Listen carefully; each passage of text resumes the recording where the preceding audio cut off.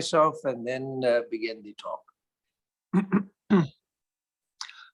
Om Ardram Jwalati Jyotirhamasmi Jyotir Jwalati Brahmahamasmi Yohamasmi Brahmahamasmi Ahamasmi Brahmahamasmi Ahamevaham Mam Juhomi Swaha. Melting into the light, I am the light that shines. The light shines, the light which is Brahman. That which I am is nothing but Brahman. I exist, and I exist as Brahman. I myself offer myself into the infinite light, which is myself. Om Shanti Shanti Shanti Hari Om Tat Sat. Om, peace, peace, peace be unto us all. So, I am Swami Atmarupananda. I know some of you, not all of you, but glad to see all of you, known and unknown faces.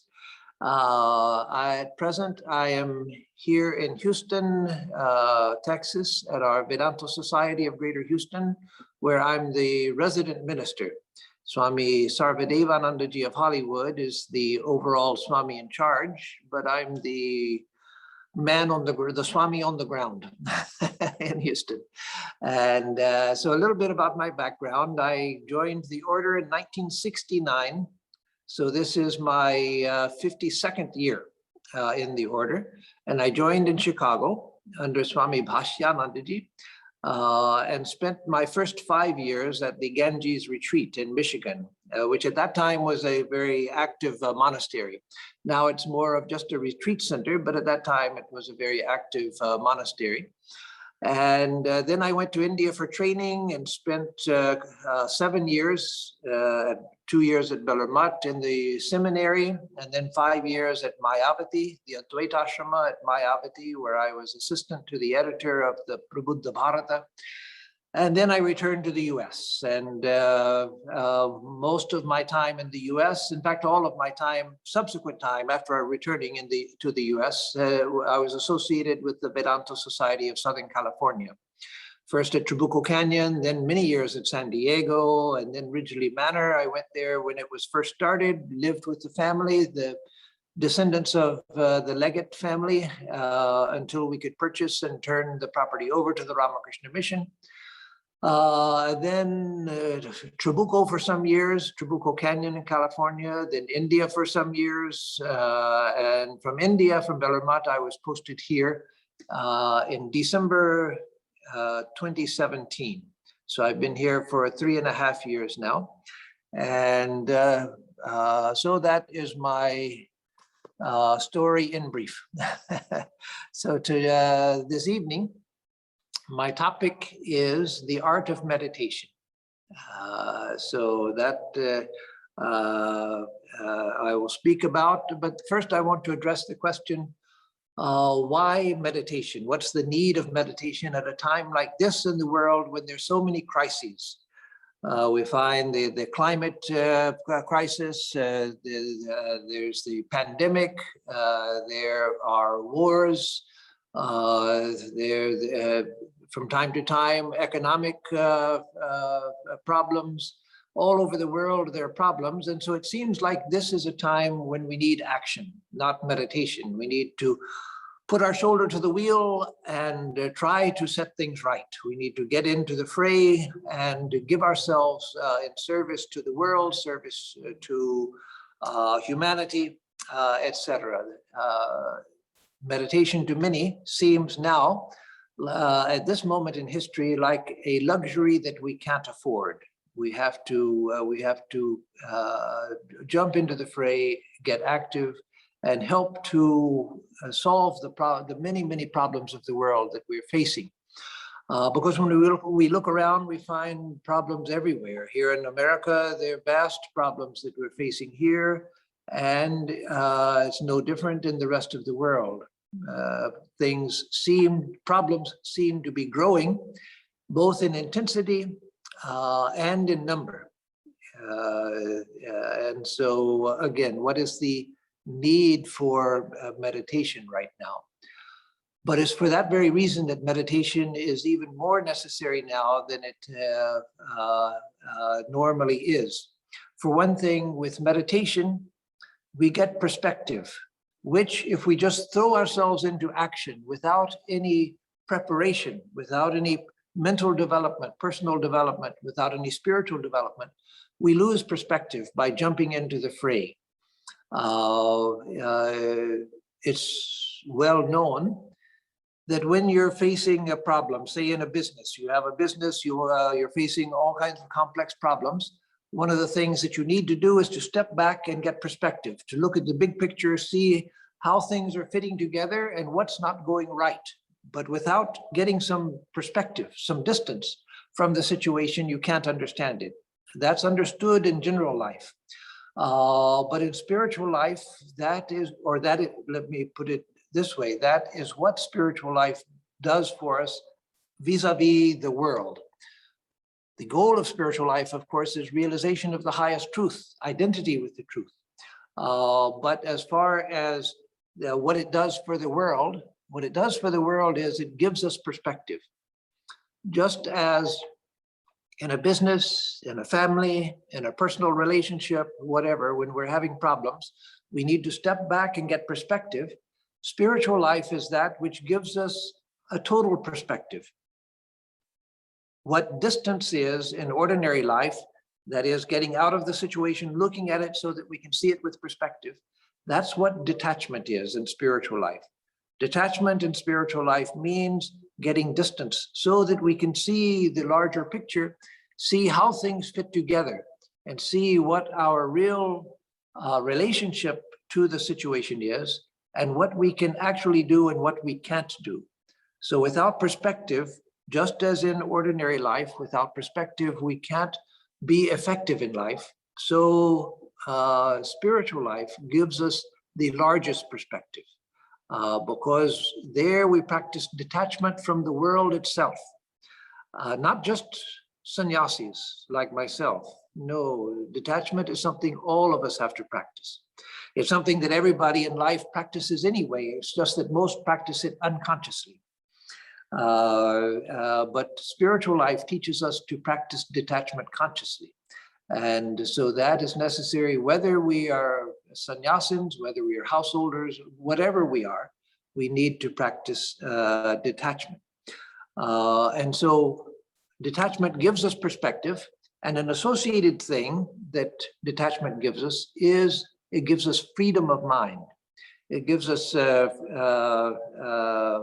freedom of mind so that we can, the problems that we confront in life, so they don't consume us.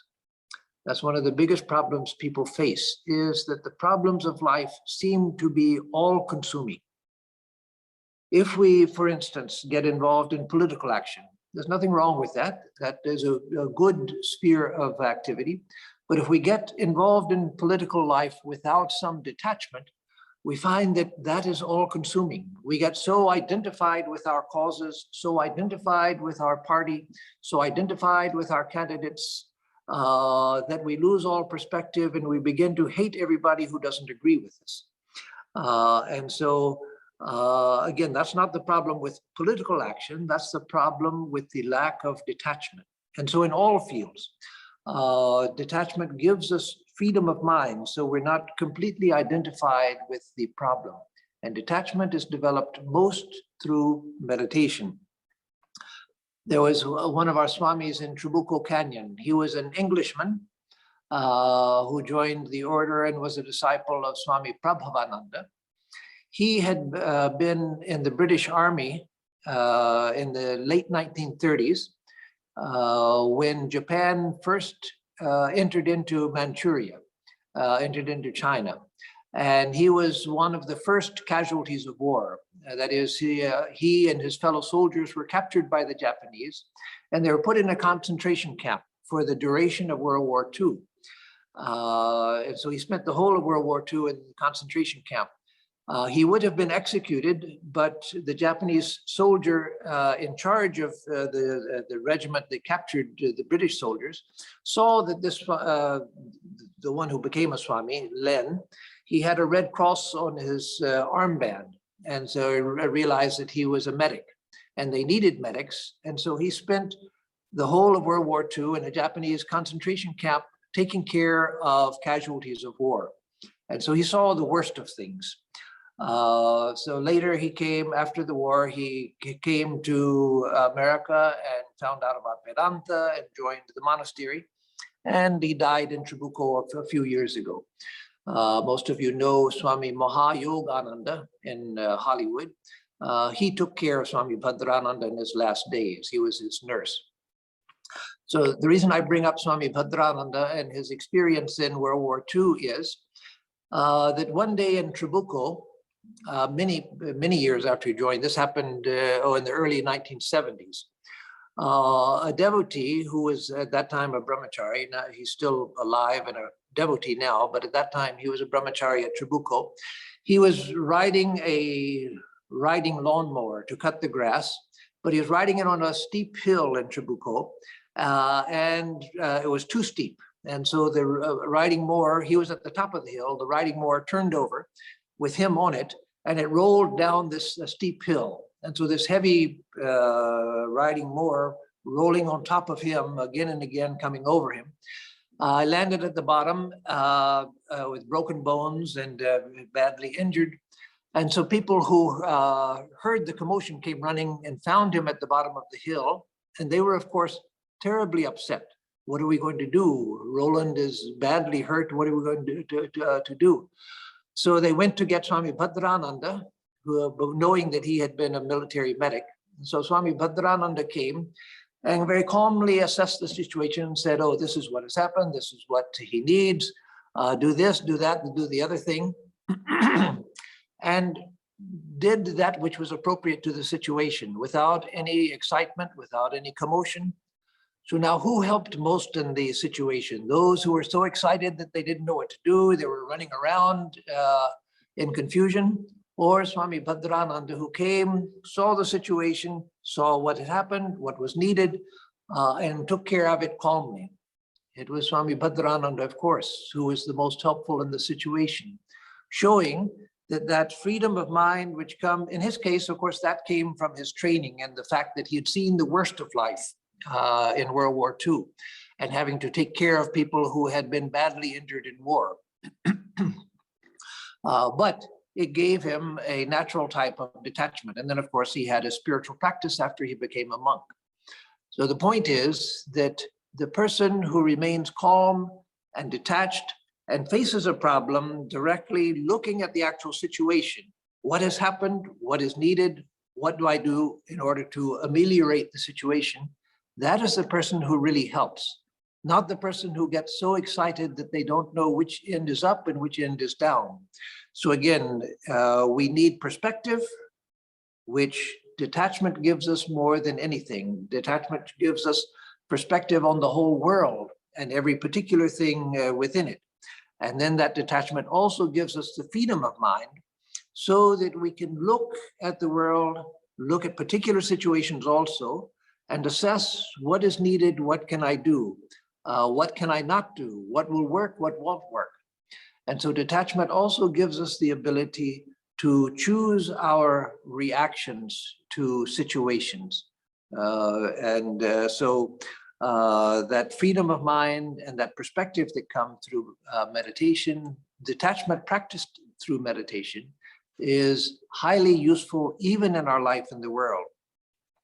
Another problem with engagement with the world without spiritual development, without the practice of meditation and detachment, is that rajas, that is the three gunas, sattva, rajas, and tamas. Rajas, the guna, the quality of action and passion and involvement, that burns itself out. Rajas, uncontrolled, leads to burnout. And so the ordinary person, they get relief from rajas through tamas. That is, they just collapse into a stupor, sleep it off, and then they get up and start running again. But Rajas has to have a break.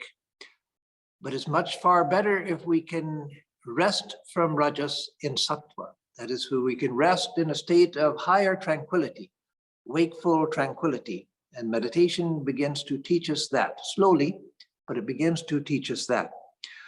Also, we learn through meditation what Sri Ramakrishna and Swami Vivekananda used to say over and over again, that the world is the curly tail of a dog. You straighten it out, and again, it curls up as soon as you let go. You straighten it back out, and again, it curls back up as soon as you let go. That's the nature of the world. One of the reasons why helping professions, people who go into social service, into nursing, into other serving people. I don't mean the service industry in the sense of waiting tables and so forth in restaurants, but helping industries. They have a high rate of burnout. Why? Because they try to help people. They're good people who go into those professions. People don't go into those professions usually because of greed, because they're going to get rich. You can't get rich in those professions, but because they have a desire to help people. And so they're good people usually. But there's a high rate of burnout because they want to help, and they find that no matter how much they give of themselves, how much they try to help, that it's never enough. And so the burnout rate is very high. But again, if we have practiced meditation, developed some degree of detachment, then we begin to see that this is the nature of the world. The world is the curly tail of a dog. I can't straighten it out. I can do that which is in front of me to do, and I should do that. If there's someone that I can help that's in front of me, and I don't give help, then I'm not a good person. So I should help where I can, but not with the idea that I'm going to solve the world's problems. Because if I think I'm going to solve the world's problems, I either burn out or I become a fanatic. Some of the worst tyrants of the world are people who thought that they had the solution for the world's problems and tried to force it on people. So no, you can't, we can't do that. We can't solve the problem of the world. The world by its very nature is a problem. We can transcend it, but we can help people and should help people along the way. And detachment developed through meditation gives us the perspective whereby we can see that, yes, this I can do, but I can't do everything. And that's okay. I don't need to do everything.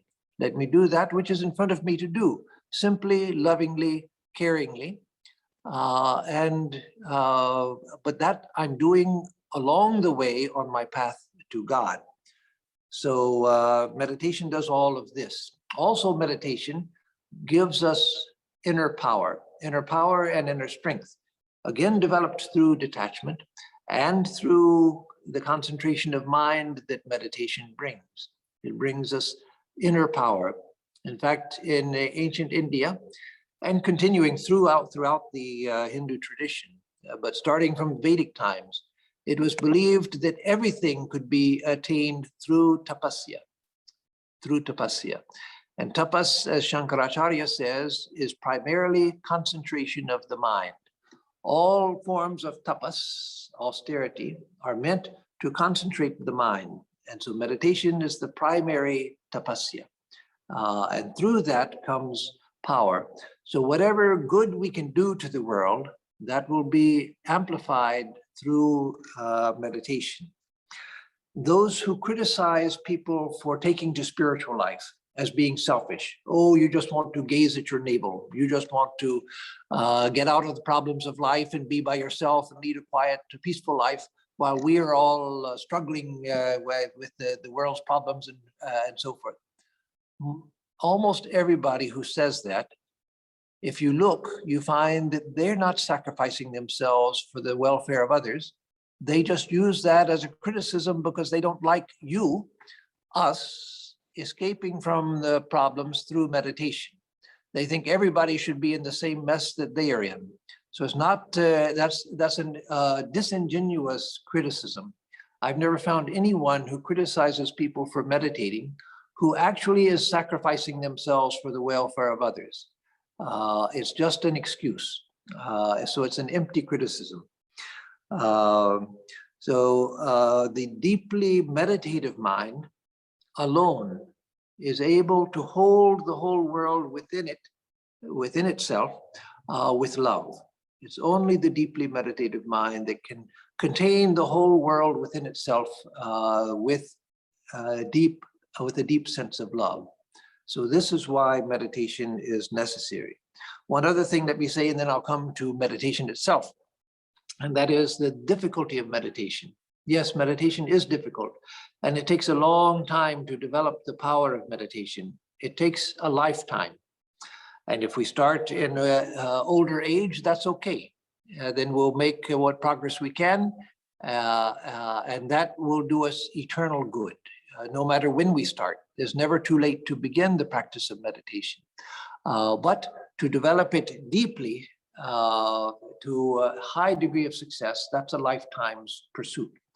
So if we start late in life, then we'll get to where we can in this life. And then as Sri Krishna promises us in the Gita, in the next life, we'll start that much better, that much earlier. We'll have a head start in the next life.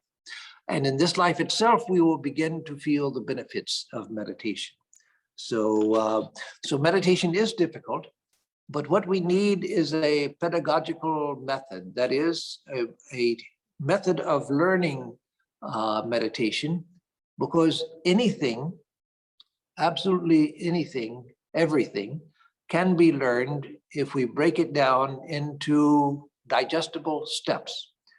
We can learn neurosurgery, we can learn rocket science, we can learn nuclear physics. If we break the subject down into steps and go step by step, to learn it. And so meditation also can be learned if we break it into steps. So now let me say something about the types of meditation. First of all, there are three main types of meditation, and each of these is a big subject with a lot of diversity within it, but three main types of meditation. And these three types are distinguished from each other according to which side of a triangle, which angle of a triangle they pertain to. In Vedanta, there's the famous triangle of the knower, the object of knowledge, and the process of knowledge. I know this. I am the knower. This is the object of my knowledge, whatever it be. And then there's the knowledge itself. So the knower, the object of knowledge, and then the knowing. The same with I love God, so I'm the lover, God is the beloved, and the love is that which flows between us. And so this triangle. In all subject-object relationships, there's this triangle. There's the doer of an action, there's the action, and there's the doing. So in all relationships between a subject and object, there is this triad. And so when we come to meditation, there's the meditator, there's the object of meditation, and then there's the meditation between me, the meditator, and the object of meditation, the process of meditation. So there's this triangle, the meditator, the object of meditation, and the process going between the two. And so the three types of meditation are distinguished by which of these they focus on. So the most common form of meditation, especially in the Hindu tradition and most traditions, other than the Buddhist, most traditions, the most common form of meditation is objective meditation. You take an object of your meditation and you focus the mind on that object. You try to pour the mind towards the object of meditation. That object can be a dot painted on a piece of paper that you just stare at and try to focus all of the energy of your mind on that dot. That's a material type of meditation, but as Swami Vivekananda said, one can attain samadhi even by meditating on a black dot, if you focus all of the rays of your mind on it. Or you can take a candle flame, you can take a golf ball, or you can take a symbol, mental symbol inside, like a light within the heart, or the lotus of the heart, or a deity. Shiva, Rama, Krishna, Jesus, Buddha, Ramakrishna, Holy Mother, etc. You can take that can be the object of your meditation, pouring your heart out to the divine. That also is objective meditation, which can be called yogic meditation. That's the type of meditation described in the Yoga Sutras, where you, the meditator, take an object of meditation and you focus the rays of your mind on that. So that's the first type, objective meditation or object-oriented meditation. Second type is the subject. This is practiced in Advaita Vedanta and in some forms of Buddhism, especially Chan and Zen. The Chan being the Chinese form of Zen. Zen came from Chan Buddhism to Japan, and also in some forms of Tibetan Buddhism. But I'll describe the Vedantic form. It's very similar to the form in Buddhism also, and that is self-inquiry. That is, you don't meditate on an object. You don't take an object and try to focus your mind on that, but you turn the mind back on itself and try to find the subject. Who am I? Who am I? I'm not this, I'm not the body, I'm not the mind. Neti, I'm not my thoughts, not my emotions, not my sensations. So who am I? I try to pull back into the subjective self to know myself as consciousness. So this is difficult in the beginning. It's not difficult to do with a little practice, but in the beginning it's difficult because it's so subtle. You're trying to turn the mind back on itself and find its source within the self. Who am I? To pull back from the world, pull back from the body, pull back from the mind and the emotions and the thoughts and so forth, and to try to find who I am, not as an object, but as the eternal seer, the unseen seer. So that's subjective meditation. And yes, that's practiced in certain forms, as I said, of Buddhism. Buddhism in general denies the self, but that was a continual problem in Buddhism. Throughout the history of Buddhism, that denial of the self caused problems. And so there were traditions in Chan and Zen Buddhism and some of the older traditions of Tibetan Buddhism, where they also had the idea of pulling back into the subject. Like in Advaita Vedanta. So you have objective meditation where you take an object, you have subjective where you turn the mind back on itself. And then the third type is where the process of meditating is the focus. And that is what we know in the modern world as mindfulness meditation. Probably all of you have heard of mindfulness meditation because it's extremely popular nowadays. Taught especially in the Buddhist tradition. It's present in other traditions, in the Vedanta tradition, it's present in Christianity, Islam, Sufism, etc., Judaism, but it's especially developed in Buddhism. That's where they focused their energy on the development of mindfulness meditation, whereas Hinduism focused its energy more on objective meditation and subjective meditation. So in mindfulness meditation, you don't take an object, you take a field of awareness. You've all heard of the mindfulness practice called Vipassana, where you watch the breath. You watch the breath leaving the body and coming into the body. You breathe in, you breathe out. You don't try to control the breath, but you just watch it. So there, it's not that you're focusing on the breath as an object, as you do in yogic meditation. You're just watching the breath, and what you're doing is developing the power of attention. So that's why this is process-oriented meditation. Subject, object, and process, meditating. So here you're just trying to develop the power of paying attention. Alert, wakeful attention.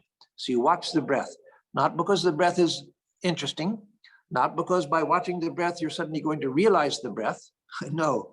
It's because the breath is boring, and it's because the breath is always there, but it's very, very boring. And so therefore you pay attention to that so that you're not watching it because it's innately interesting, like listening to music or looking at art, but because you're just developing the power to pay attention, whether it's interesting or boring. So that is the third type. All three types of meditation are very useful, and they're not mutually exclusive. The same person, not in the same meditation session usually, but the same person can practice these three different types if they like, though most people tend to focus on one type or another in order to develop one of them very deeply. So I'll talk a little bit more about them as we go forward. But remember that these are the three categories of large categories of meditation. Object-oriented. Obviously, in object-oriented meditation, it makes a difference what type of object you're meditating on. Meditating on a black dot painted on a wall in front of you, that's very different from meditating on Sri Ramakrishna. The effects of it are very different. Both you can attain to samadhi, but by meditating on a deity, a divine being, then of course your heart is involved, love is involved, the qualities of the person you're meditating on are involved. And if it's a divine person, then they can respond to us. Whereas a black dot remains just a black dot. The only value of the black dot is for developing the power of focusing the mind. The power of meditating on a deity is that it develops a relationship to God through which we begin to feel a line of communication between our heart and the heart of God. So again, the effects are very different. So objective meditation is a big category with lots of different things within it. And then subjective meditation, that's more simple because there's only one subject, and that's who I am, so finding out who I am. And then process meditation, that also is more simple. There are different fields of awareness that you can practice it on. You can watch the breath, you can watch ideas arising in the mind, you can be aware of the sensations in the body, you can be aware of everything that's happening around you. But it's basically developing the power of alert attention, just watching attentively. So these are the three large categories, all of them valuable, all of them have their particular use, and they're not mutually exclusive. Now let me say something about the metaphors that are commonly used for meditation that help us understand what meditation is. Metaphors in Vedanta are seen not just as poetic devices. It's in Vedanta, it says that there are 6 pramanas, 6 valid means of knowledge. And one of the means of knowledge is metaphor, that a metaphor gives us understanding in a way that other means of knowledge don't. There's the knowledge that comes through the senses. There's knowledge that comes through logic, through anumana, through logical processes.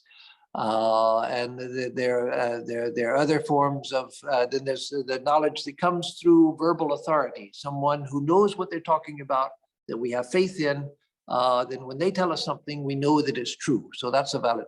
But another form is, again, metaphor. And so metaphors are important in Vedanta. So let me mention several metaphors that are given for meditation. One that's very common, Swami Vivekananda used it when teaching here in America oftentimes, and that is the metaphor of the calm lake. There's a calm lake with no waves on the lake. We've all seen the calendars of mountain lakes that have, there's the lake, and then behind the lake there's a forest, and then behind the forest there's the mountain peak. So you have the peak and then the forest and then the lake. But in the lake, you have a perfect reflection of the forest and of the mountain and sky behind. And when you first look at the calendar, you're not so sure which side is up and which is down, because when the mountain lake is perfectly still, the reflection is perfect. So you turn it this way and that way before you figure out, oh, which side is right side up. That's because when the lake is perfectly calm, it gives a perfect reflection. So that is the metaphor for meditation. When the mind is perfectly still, the waves of desire, the waves of reaction, the waves of thinking and daydreaming have all been stilled, then the mind becomes like a pure, clear, tranquil lake that reflects the truth. And of course, here the truth is not a mountain and a forest. The truth is the absolute truth, the truth of the divine.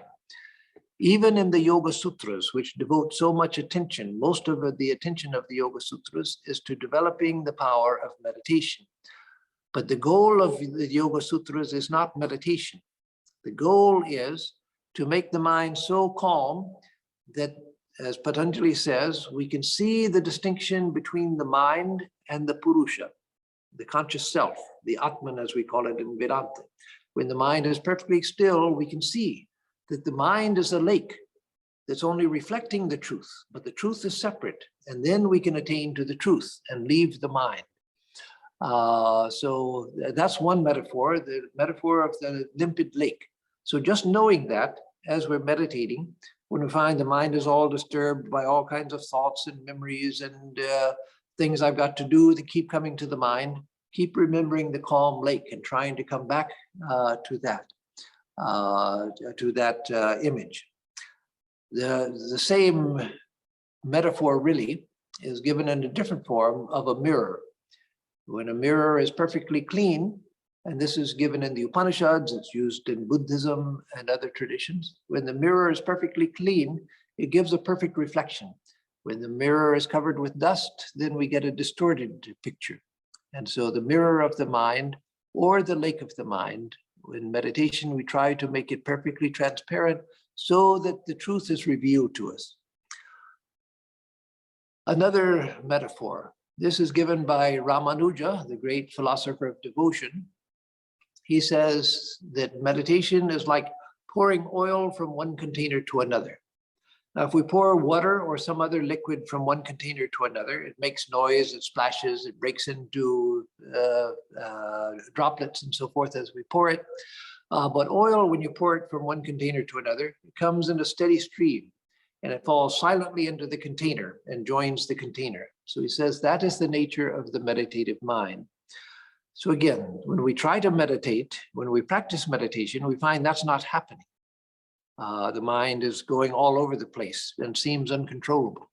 But again, if we remember that metaphor and keep bringing it back to that, no, what I want to do is for the mind to continually pour towards the object of meditation. The metaphor helps us to come towards that. So that's another metaphor. Third metaphor is given in the Gita, where Sri Krishna in the 6th chapter, he tells Arjuna, when he's teaching him about meditation in the 6th chapter of the Gita, he says, Yatha dipo nivathasto ningate sopama smrita. That just as a flame, Yatha dipo, just as a flame, nivathasto, established in a windless place, a flame of a candle in a windless place, ningate, does not flicker, it stays steady. Sopama smrita, that is the, such is the metaphor, upama, for meditation. So the mind in a windless place is perfectly steady. So the mind in meditation, what we seek to do is to bring it to a state of steadiness. So it just stays still with the object of meditation. And if that's God, if we meditate on Sri Ramakrishna, Holy Mother, or some other divine deity or incarnation, then the mind just stays right there as a flame in a windless place. So again, when we try to meditate, we might find the mind is constantly flickering. But if we remember that metaphor, it helps us to bring the mind, at least for a moment, we can feel that. And then the moments become longer where we can feel it for 2 or 3 moments. And once we can do that, then we have something to hold on to. A modern metaphor, so this is not found in the ancient books, this is a modern metaphor, but a very good one, is that of the magnifying glass. So probably all of us as kids, we would take a magnifying glass, go outside and focus the rays of the sun in order to burn dried leaves or a piece of paper. So you focus the rays of the sun onto that dried material and it bursts into flame. So what has happened? We haven't created anything new. The rays of the sun were already falling. All that the magnifying glass does is to concentrate them, bring them into focus. And bringing those rays of the sun that are already falling, bringing them into focus gives great power. And so meditation brings the rays of the mind, which are already there. We're not creating anything in meditation. We're just taking the existing rays of the mind and bringing them into focus. And then the mind gains great power. And if we do that long enough, eventually we will be able, in this life or the next life, we'll be able to burn through the obstacle of ignorance, primordial ignorance, burn through Maya and perceive the truth. So the magnifying glass is a wonderful analogy. Swami Vivekananda used to say that all knowledge comes to us of whatever type, all knowledge in any field comes to us through the power of concentration. He said that the biologist concentrates his or her mind through the microscope, and the microscopic world reveals the secrets. The astronomer concentrates the mind through the telescope into the heavens, and the heavens reveal their secrets. So whatever we focus the mind on with concentration, that reveals its secrets. And that we find is the way we learn everything. When we're having trouble learning something, say we're reading a book, we're trying to learn something from a book, and we're having a hard time. Usually the problem is that if the subject is not too difficult for us, sometimes the subject is too advanced, we don't have the basic groundwork done to understand the subject. But if we have the groundwork done and we're still having trouble learning something from a book, it's because we can't focus the mind. We read the material and the mind is thinking about other things. Or we're hearing a lecture and the mind is thinking about other things, and we can't pay attention to what is coming. So learning to focus the mind is the way that we increase our power of knowledge in any field. So these are metaphors which are helpful to use in developing the power of meditation, because they give us an idea of what we're trying to do. Now let me say some words about actual practice. I'm not going to teach actual meditation practices today because there are too many practices and everyone is different. And so what is best for one is not best for another. So in a general lecture like this, all I can do is to give sort of a range of ideas. But let me say some things about practice. First of all, something that we all hear, but it bears repeating over and over again, is that we need daily practice. Without daily practice, we'll never be able to develop meditation. I've heard people say that, well, when I'm in the mood, then I meditate. If I'm not in the mood, it does no good. And so I just, when I have the mood, then I go and meditate, and that works best for me. No, that doesn't work best for anybody because the mood rarely comes. Once in a while, we feel chilled, as the American expression goes. We feel we're chilled out, and so we sit and we relax and think, oh, okay, well, I feel really spiritual now because I'm so relaxed. But we're not meditating deeply, we're just relaxing, and that feels good. Nothing wrong with that, but that's not meditation. So meditation only comes if we practice daily. So it's better to take a little bit of time that you can do every day, rather than trying to do a lot for 3 or 4 days and then finding you can't manage it and then giving it up for weeks at a time because you just can't manage it. Take a little bit of time, at least. If you can do more every day, good. But take a little bit of time that you know that you can do every day, and then do that, even if it's a very small amount of time. And as you can, then increase it. But the daily practice is necessary. Progress in meditation is very slow. It is, again, it's a lifetime practice. And so we have to have patience with ourselves, patience with the mind, patience with the recalcitrance of the mind, the obstinance of the mind. But we also have to have perseverance. No, I try again and again, I try again and again. So what Sri Krishna says in the Gita in the 2nd chapter, karmanyevadhikaraste ma phaleshu karasana. Yours is the right to the action itself, not to the fruits of action. That applies to everything, including spiritual life and to meditation. So in meditation, forget about the results. Just do the practice. Do it the best that you can. Try to do it the best that you can. Leave the results to God. They may not come for a long time. They may come at the end of your life, and then you will be thankful for all of the times that you sat for meditation, and you will realize that the best thing I did in my life was to practice meditation, because it paid off at the last moment of life. So it's paying off all of the time, but we don't always see that. We don't recognize the benefits that are coming to us from our meditation practice. It's always benefiting us, but it may be at the end of life that we will see for the first time fully that, yes, this has been the most valuable thing I did in my life. And so I'm so glad that I practiced, and I would do it gladly over and over again if if the chance comes. So patience and perseverance. Then ways to approach meditation. I gave metaphors. These are not exactly metaphors, but these are, well, they are metaphors. These are other metaphors, not for the state of meditation, but what we're trying to do in meditation. So one of them is that we're trying to come to our center of gravity. Usually in life, we feel that the center of gravity is the external world. The external world is big, it's vast, it's important, it's valuable, and I'm a nobody. Who cares for me? I don't even care for me. Nobody cares for me, but the world is the value. So I feel like I'm a satellite moving around the external world because all value is out there. No, in meditation, we're trying to come and find that value is right here. The center of the whole universe is right here. And I don't mean inside Swami Atmarupananda. I mean in the heart of each one of us. The heart of each one of us is the center of the whole universe. Swami Vivekananda even says that all of us exist in the same point.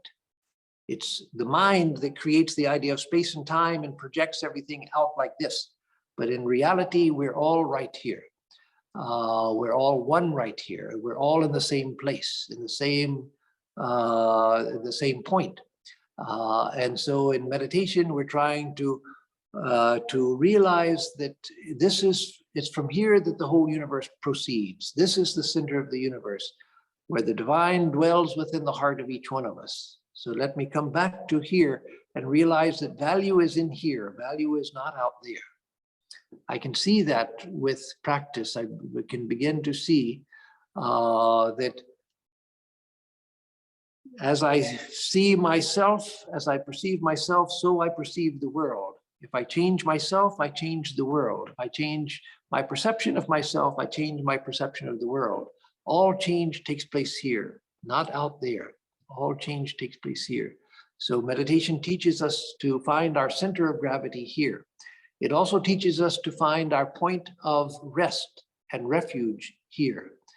Through meditation practice, eventually, we begin to feel, long before samadhi and spiritual experiences and all of that, long before that, we begin to feel that intuitively, that inside of me, there's a place which is untouched by anything in the world.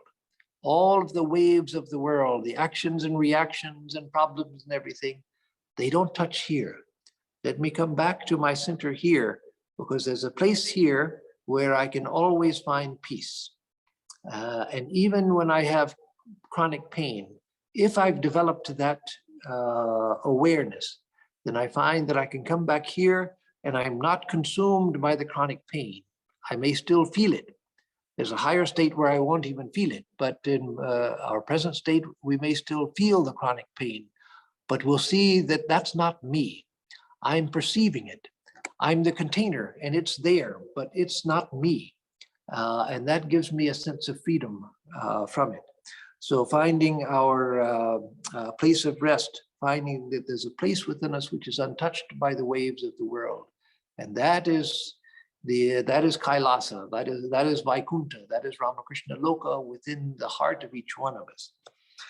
Also in meditation, we find that what we're trying to do is to be here now. Knowing that is very helpful in the practice of meditation, that I'm trying to be here now. So most of us in our minds are always there then. That is, we're thinking about the past or future, and we're thinking about other places and daydreaming about all kinds of things. But meditation teaches me to be here now, because reality is here and now. Reality is not in the past, it's not in the future, it's not out there somewhere. It's right here, right now. So in meditation, if I think that in meditation I'm bringing myself back into the here and now, right here, right now, then it gives me a weapon to use against daydreaming. When I find the mind daydreaming, as it will, the mind goes on daydreaming about all sorts of things as we're trying to meditate. When I catch myself, say, no, that's not what I want. I want to be here now, aware, alert, awake. Being here now. So in meditation, if we think of it as bringing an end to daydreaming, when we think we're thinking of going to the grocery store, thinking of the other things I've got to do, thinking of something I did yesterday with regret or with happiness, whatever, think, no, let me bring the mind back to the here and now. So that gradually through meditation, we create a spaciousness in our awareness, whereby we don't feel the intense impact of the outer world. We see it, we register it, we can respond to it, but we can respond more effectively because we feel that there's a little distance. When something happens in the outer world, I have a moment in which I can reflect and choose my response rather than responding automatically, which is what gets me in trouble so many times. You know, I have a sense of spaciousness inside, so the world comes to me across this spaciousness and gives me a moment to decide how I'm going to respond. So that is the way that we eventually come over habitual responses, which get us into trouble so much. So it's important to know that what we're doing in meditation practice is not really meditating. We're practicing meditation. So when we say, I'm going to meditate, that's fine. That's a simple way of saying it, and we all know what it means. But what we really mean is I'm going to practice meditation. I'm going to try to meditate. If we were really going to meditate, then the problem would be solved. Then we would quickly go into samadhi, and we would be like a great sage. So we're practicing meditation. As the Yoga Sutra says, Abhyasa vairagyabhyam tannirodha. The waves of the mind are conquered through abhyasa vairagyabhyam, through practice and renunciation. So here renunciation, we shouldn't be scared by words like that. It doesn't mean the renunciation of a sannyasi or anything. It means detachment. Through practice and detachment, the waves of the mind can be conquered and meditation can be achieved. So that also is good to remember, that when we're having trouble with meditation, as we all do, everyone has the same problem. People come to me and other swamis and say, oh, Maharaj, other people seem to be able to meditate, but I can't meditate. My mind's too restless. That's the case with everyone. And so I don't think that everyone else is able to meditate, just you are not able to. No, that's the problem for everyone. But eventually we can learn it. And the way to learn it is just regular daily practice, day after day, week after week, month after month, and year after year. Then gradually we begin to have success. So remember that everything is practice. Kids know that instinctively. They don't have to be told that. For kids, everything is practice. Kids play shop. I'm going to open my grocery store in the backyard. And you collect some cans from your mother and boxes and things, and then you set up a little counter and you sell to your friends and things for toy money or whatever. And it's all play. Kids have a sense of play about everything. Everything is play. But what is play for kids? Play for children, all play is really practice. They're practicing the skills they need for when they grow up. All play is practice. And kids have fun playing. The problem is we grow up and we take the play to be serious, and we take it so seriously we get miserable. And then there's a sense of obligation and duty and weight and seriousness and all of that. No, learn to take meditation as practice. You're just practicing, and practice is play. There's not an examination at the end. There's not a judgment day you have to be afraid of, where God is going to sit in judgment over you and throw you into hell if you didn't do the right things. No, there's no such thing. Life is play. Life is the dance of Shiva. Life is the dance of Mother Kali. Life is the dance of Ramakrishna and Holy Mother. And so it's, we're practicing, and practice is nothing but play. So let me go back to the Yoga Sutras for a minute, and I'll conclude in just a few minutes. But in the Yoga Sutras, Patanjali says that Desha Bandhas Chittasya Dharana. Dharana, concentration, is fixing the mind in one place. Desha Bandha, fixing the mind, Chittasya, of the mind, Chittasya, Desha Bandha, fixed place. So concentration of the mind means fixing the mind in one place. And so in meditation, we have to fix the mind somewhere. There has to be an object of meditation. Many people get the idea that meditation means just emptying the mind, making the mind a blank. No, that will lead to tamas, to a tamasic state of mind, a dark state of mind, where the unconscious mind takes over. That's not what we want. The mind has to be focused somewhere. So either on a deity, on a symbol, on a sacred word, a mantra, as I said, a black dot is enough for focusing the mind, or the flame of a candle, or turning the mind back on the self, seeking, trying to find consciousness itself, the unseen seer, or just developing the power of awareness. But we have to fix the mind somewhere. So that's why even in mindfulness meditation, you fix the mind somewhere. You watch the breath. So you watch the breath coming in and leaving. So you usually fix the breath here, either here or at the diaphragm, one or the other. You post the mind there and watch it. But you're fixing the mind somewhere. In meditation, you fix the mind in the heart, or you fix it between the eyebrows, or you fix it in front of you. But fixing the mind somewhere. So remember that when practicing meditation, concentration, which is what leads to meditation, concentration means bringing the mind back again and again to the same thing. The mind runs away, you bring it back. It runs away, you bring it back. That's what concentration, practice of concentration means. So it means fixing the mind in a spot. And then tatra pratyaya katanata dhyana. So meditation, dhyana, real meditation as a state, is tatra, there. That is fixing concentration, fixing the mind in a spot. And then meditation is there, tatra pratyaya ekatanata, the oneness of the waves of the mind. That is, the wave of the mind is continuous. So the mind is flowing towards the object. That is meditation. So we practice concentration.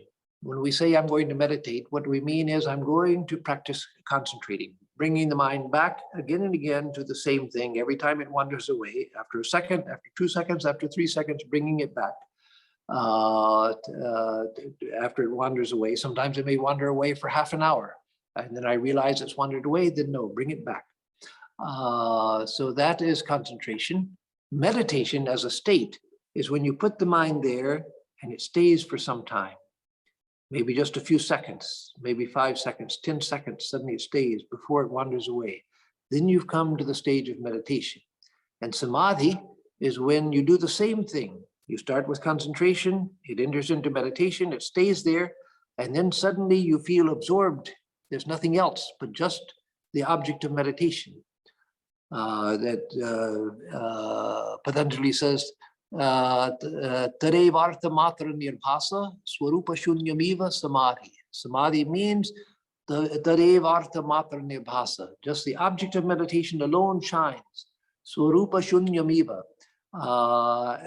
As if you are not a separate thing. Your swarupa shunyamiva. As if there were no swarupa to you, your own nature. Just the object of meditation, it shines.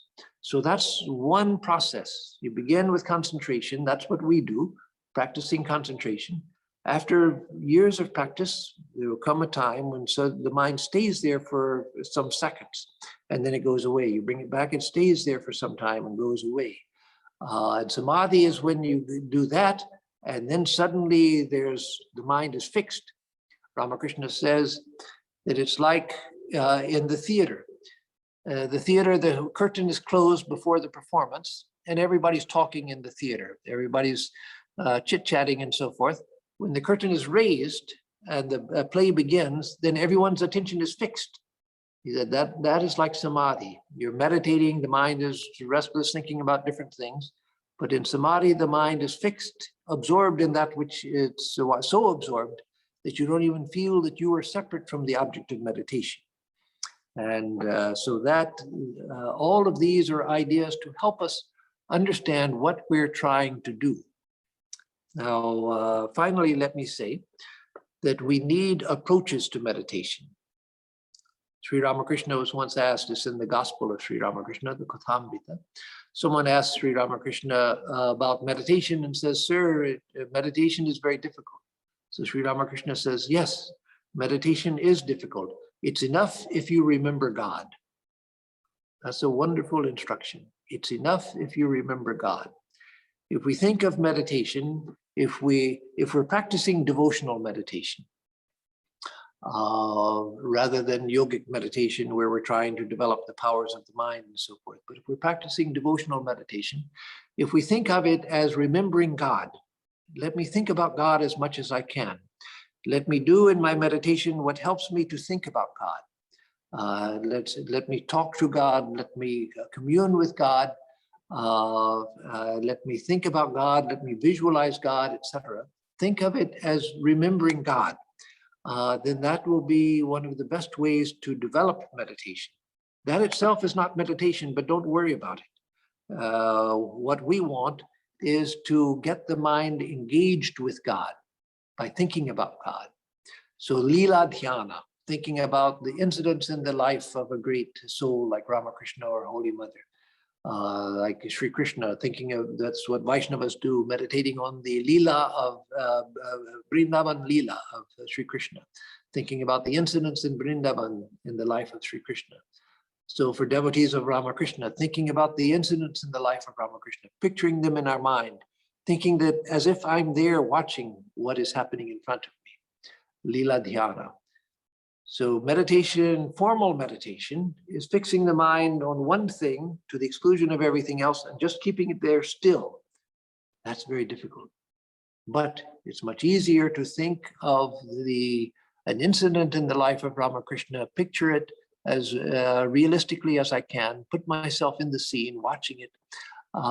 Then I'm remembering God. So remember, Sri Ramakrishna said, yes, meditation is difficult, but remembering God is enough. So prayer is a wonderful way to learn meditation. Pray to God, pray with a yearning heart. Sri Ramakrishna says throughout the gospel, pray to God, pray with a yearning heart. So if we learn to pray to God, Sri Ramakrishna also says, talk to God. So what's the difference between prayer and talking? Well, prayer is just a deeper form of talking. In talking to God, if we learn to involve our Ishta, our chosen ideal, in all of the activities of our day. If I see a beautiful sunset, say, oh, Mother, look at the beautiful sunset. Through my eyes, may you also enjoy this beautiful sunset. Or even if we taste something which tastes good, think, oh, Mother, I'm offering this to you. Taste this nice dish. In that way, we learn to involve God in our thoughts and activities and so forth. And then we're learning to keep the mind on God. Learning to pray is just a deeper focus in that. We learn to commune with God through prayer. We can start with a formal prayer written by some great saint or something and try to make it our own. Like chant the name of the Lord and his glories unceasingly, that the mirror of the heart may be wiped clean, and quench that mighty forest fire, worldly lust raging furiously within, etc. The translation of Sri Chaitanya's Shikshashtakam. So learning to pray, making affirmations. I am the self, I'm pure consciousness. Let me try to, what is consciousness? Let me see consciousness. I am that consciousness. I'm one with God, etc. Making affirmations, chanting and thinking about what we're chanting. Just sometimes sitting and just practicing sitting still, trying to keep my body still for a certain amount of time. Just feeling, meditating on stillness itself, just developing the power of being still. All of these things are approaches to meditation. Japa, of course, is one of the great practices in developing the power of meditation. Japa itself becomes meditation. Holy Mother used to say, Japat Siddhi. From japa comes illumination, comes perfection. And then meditative reading, reading holy books and meditating on the meaning of things as we read it, trying to see as I read something, whether it's the Upanishads, the Gita, the Gospel of Sri Ramakrishna, whatever, thinking, what does this mean to me? What can I understand from this? What can I do with this? Meditative reading. All of these things are practices that help us towards meditation. So finally, don't think of meditation at present as rest. Meditation is not restful in the beginning. Meditation is work, but it's work in the sense of practice. Kids, when they are practicing things, playing games, which is all about practicing skills they need when they grow up, they don't think that this is work. We think that when we grow up, but kids don't think that. And so don't think of meditation as work, but think of it as practice, something that you're developing the powers of your mind. It's the best thing that you can do for yourself, and it's the best thing that you can do for the world. So with that, I will conclude. I'll ask if there are one or two questions. I won't take more because if there are any, there may not be any, but I have to go on a trip tomorrow morning and I've got a lot to do to get ready. So let me, only one question. Okay. If you have not done it already, you should write a book on meditation, Swamiji. It's really very, very, very good, step by step. It's a very good talk you have given. So I think I give you an assignment to write a book, okay? Well, I've started one, but I started it several years ago and haven't gotten very far with it. So I'll have to get further with it. Yeah, but please. I have started one, so it's a good idea.